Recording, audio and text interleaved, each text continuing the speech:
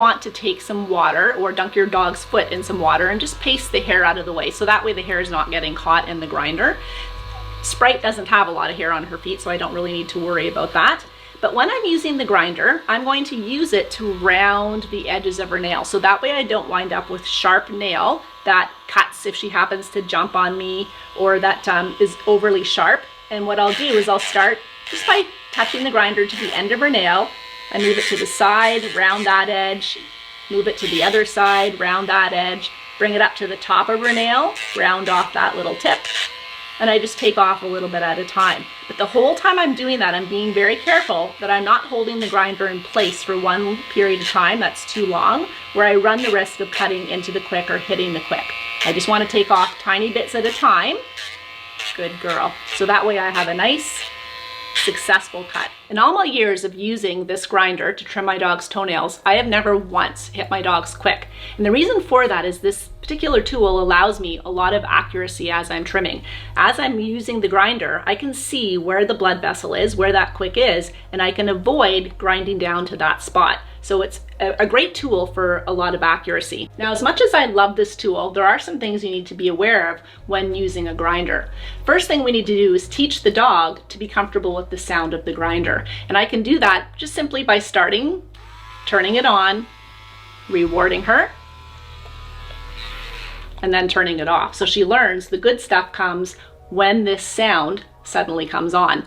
Now, notice when I rewarded her with her nose over here. I did not bring her nose over here to reward her. And the reason for that is because I want her to understand that the reinforcement comes from this place. Because the last thing I want her to do as I'm grinding is turn around and put her nose too close to the grinder. I want her nose to stay over there, away from the grinder. Now, in addition to teaching the dog to become comfortable with the sound, we also need to teach them to be comfortable with the feel of the grinder on their toe. And you can simply start by picking up their foot, not even turning it on. Yes, touching it to their toe just so she feels it. And then I reward over there. Good girl. And then from there I can progress to turning it on. Yes, touch it to her toenail. Reward over there. Good girl. Now, did you know there are two different styles of clippers that you can use to trim your dog's toenails? We have the scissor style and the guillotine style. Now, with the scissor style, you hold it essentially like you would hold a pair of scissors.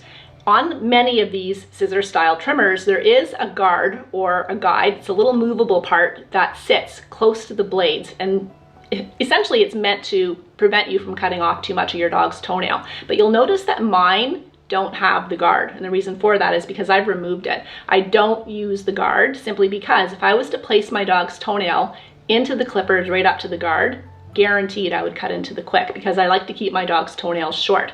So if you have a guard or a guide, we suggest that you either remove it or move it off to the side so you're not using it. Now, with the guillotine style of trimmer, there is a right way and a wrong way of holding this particular tool. There is a movable side and a stationary side. And what we need to do to hold it correctly is put the stationary part in the palm of our hands, the movable part in our fingers. And the reason for that is because when I line up the dog's toenail to trim, I want to make sure that when I squeeze the handle, the blade or the guillotine slides straight up and gives me a nice clean cut. If I was to hold these incorrectly, with the movable part in the palm of my hand and the stationary part in my fingertips, when I line up the dog's toenail to trim and I squeeze, you can see the head of the trimmer rocks back. And when that happens, I wind up cutting off a lot more of the toenail than I originally intended. So before I clip the nail, what I need to do is I need to figure out where the Kwik is. And I've specifically chosen the white toenail because you can see the Kwik. And if you look here, there is a pink part that ends right about here. And the rest of that is toenail that I could easily clip off, but I don't want to cut into the pink part of the toenail where the Kwik is. Now, when I cut, I'm going to make my first cut by just taking off the very tip of her toenail. Yes, good girl. And I can reward that. But then what I need to do from there is I need to round the edges a little bit by trimming the sides. So I'm going to clip the side off a little bit, clip the other side off. That's a good girl. And I'm going to trim off the very top part of the nail, just the very top part of the edge where I had originally clipped. Now I can see already that my clippers are not very sharp because there's a little bit of shredded toenail there. Now, I'm not gonna hurt her, but it is a little shredded because my clippers aren't as sharp as they should be. Now, because my Guillotine clippers are not very sharp, you can see how they shredded her nail, I'm not going to use these ones. I'm going to switch over and I'm going to use my scissor style trimmer. Now, these are my own personal trimmers. I know they're sharp. And one of the things I like about the clippers is that they allow you to get the job done more quickly than the grinder. With the grinder, the dog has to be more patient because the grinding process does take a little bit longer, as opposed to the clipper where it's just one clip, done. And then if you want to round off the edges a little bit, you can do that, but it is a lot quicker with the clippers as opposed to with the grinder.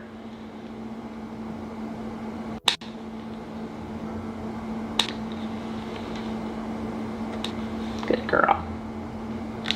Yes, good girl. Now, unfortunately, there are several disadvantages to using clippers.